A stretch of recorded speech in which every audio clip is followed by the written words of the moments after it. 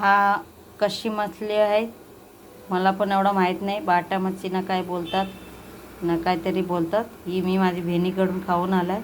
मला लई चव लागली म्हणून आता मी पण आज बनवते. आधी बघा मी हळद आणि मिठाने फ्राय करून घेते. तेल तापलेलं आहे. आता मी त्याला एक एक करून सगळे फ्राय करून घेणार.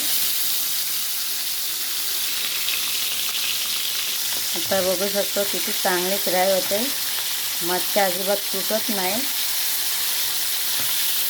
एवढा खुशबू सुटलाय ना.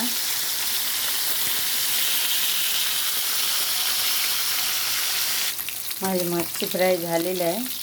एक एक करून काढून घेते.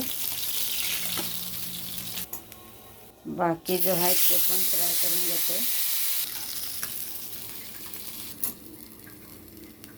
माझी मच्छी फ्राय झालेली आहे. बघा किती चांगली वाटते.